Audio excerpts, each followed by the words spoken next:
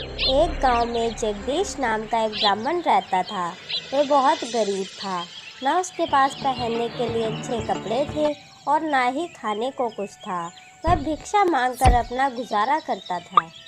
एक बार की बात है, वह भिक्षा मांगने एक गांव गया था तो एक यजमान ने उसकी गरीबी को देखते हुए उसे एक गाय दान में दे दी ताकि ब्राह्मण को खाना ना मिले तो वह गाय का दूध पीकर ही अपना गुजारा कर सके। ये ब्राह्मण देव, आप यह गाय ले जाइए, इसकी सेवा करिए और इसके मीठे दूध का आनंद लीजिए।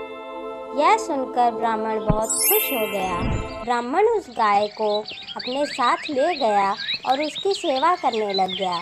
खुद कम खाता लेकिन उसे पेट भर खिलाता था। बस कुछ ही दिनों में उसकी गाय बच्चा देने वाली थी। एक दिन की बात है, एक चोर की नज़र उस गाय पर पड़ी तो उस चोर के मन में उसे चुराने का ख्याल आया।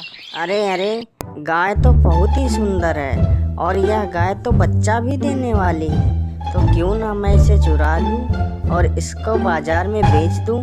इसका बाजार में तो बहुत अच्छा दाम मिलेगा। यह सोचकर वह उसी रात को ब्राह्मण की गाय चुराने के लिए घर से निकल पड़ा। वह एक जंगल से गुजर रहा था तो रास्ते में उसे एक दानव मिला। कौन है तू और इतनी रात को तू इस जंगल में क्या कर रहा है? क्या तुझे जरा सा भी डर नहीं लगता? मैं एक चोर हूँ और मैं ब्राह्मण की गाय चुराने जा रहा हूँ। अच्छा, मुझे भी बहुत जोर की भूख लगी है। अब मैं तुझे खाऊंगा। अरे नहीं राक्षस देवता, आप मुझ जैसे मरियल चोर को क्या खाओगे? अगर खाना ही है तो उस ब्राह्मण को खाना, वह मुझसे कई गुना मोटा है। चोर के मुंह से अपने आप को देवता शब्द सुनकर वह बहुत प्रसन्न हुआ। उसने सोचा, हाँ, यह चोर ठीक ही कह रहा है। इस मरियल को खाकर तो मेरी भूख भी नहीं शांत होगी। ठीक है रे चोर, मैं तुझे नहीं खाऊंगा। चलो, मैं ब्राह्मण को ही खा लूंगा। फिर वह दोनों ब्राह्मण के घर निकल पड़ते हैं। ब्राह्मण के घर पहुंचकर वो देखते हैं कि ब्राह्मण सो रहा है। तो दानव कहता है, सुन चोर, पहले मैं ब्राह्मण को खाऊंगा, फिर तू गाय चोरी करना। अरे नहीं, पहले मैं गाय चोरी करूंगा, फिर तुम ब्राह्मण को खा जाना। अगर कहीं तुमने ब्राह्मण को नहीं खा पाया और वह जग गया तो मैं गाय चोरी नहीं कर पाऊंगा। अरे नहीं, पहले मैं ब्राह्मण को खाऊंगा। कहीं गाय चुराते समय ब्राह्मण जग गया तो मैं ब्राह्मण को नहीं खा पाऊंगा। इसी प्रकार वह दोनों आपस में बहस करने लगे। तब तक ब्राह्मण की नींद खुल जाती है और वह उन दोनों की बात सुन लेता है।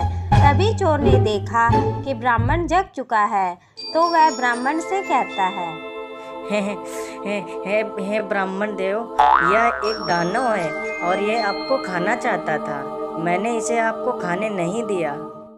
अरे नहीं ब्राह्मण, यह एक चोर है और यह आपकी गाय चुराना चाहता था, लेकिन मैंने इसे ऐसा नहीं करने दिया।